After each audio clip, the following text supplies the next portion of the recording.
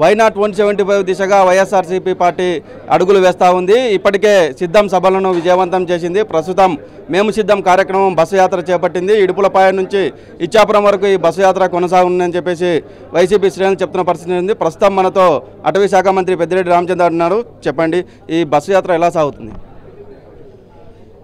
ఇడుపులపాయ నుంచి ప్రొద్దుటూరు, నంద్యాల, కర్నూలు, ఎమ్మిగనూరు, అదేవిధంగా మళ్ళీ అనంతపూరు, చిత్తూరు, అన్నమయ్య,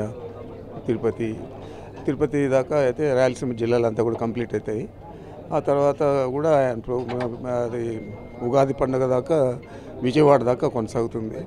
విజయవాడలో మేనిఫెస్టో రిలీజ్ చేస్తారని తెలుస్తూ ఉంది 9వ తేదీ నాడు. తర్వాత కూడా ఇది 21వ తేదీ దాకా కంటిన్యూ అవుతుంది.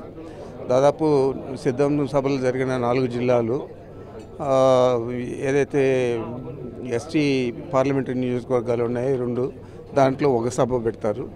మొత్తం 5 జిల్లాలు తప్పించి 21 జిల్లాలలో 21 సభలు జరుగుతాయి. ఈ సభల్లో మా కార్యకర్తలు, నాయకులు అందరూ కూడా చాలా ఎక్కువగా పాల్గొని విజయవంతం చేస్తారని చెప్పి భావిస్తున్నాను. ప్రధానంగా చెప్పండి, 5 సంవత్సరాలు ఇచ్చిన సంక్షేమ పాలన ఎలా ప్రజల్లోకి తీసుకెళ్తారు?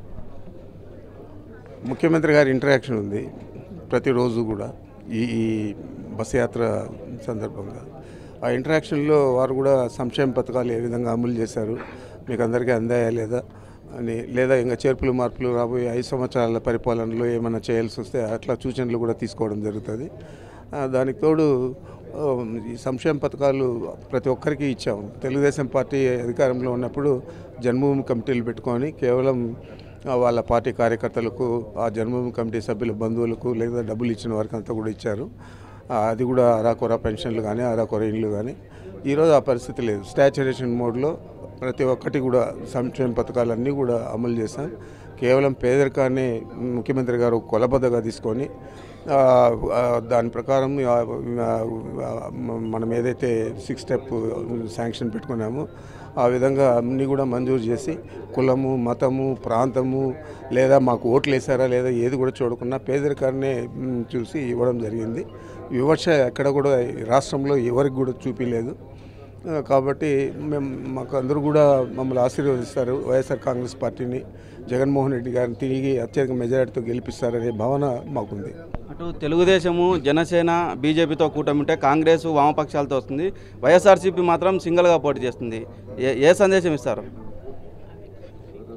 ఏం పెద్దగా సందేశం ఏం లేదు. కౌరవులు పాండవులకు మాదిరి ఇది. పాండవులే గెలిచారు మహాభారతంలో చూస్తే. ఆ విధంగానే ఇప్పుడు జగన్మోహన్ రెడ్డి గారే విజయం సాధిస్తారు. వైఎస్ఆర్ కాంగ్రెస్ పార్టీ అత్యధిక సీట్లు సాధిస్తుంది. కౌరవులు అంటే అందరూ కూటమయ్యారు. ఆ కూటమి అంతా కూడా చేరిన తర్వాత ఇంకా మా పార్టీ గ్రాఫ్ పెరిగింది. కాబట్టి భయపడాల్సిన పని లేదు. ఏదైతే వైఎస్ఆర్సీపీ 175 వైనాట్ 175 దిశగానే అడుగులు వేస్తుందని చెప్పి చెప్తున్న పరిస్థితి అయింది. మొత్తానికి ఈ గెలుపే లక్ష్యంగా 170 స్థానాలు సాధిస్తామని చెప్పేసి అటవీ శాఖ మంత్రి పెద్దిరెడ్డి రామచంద్రారెడ్డి చెప్తున్న పరిస్థితి. వీడియో జర్నలిస్ట్ చంద్రశేఖర్తో మధు, సాక్షి టీవీ, కర్నూలు.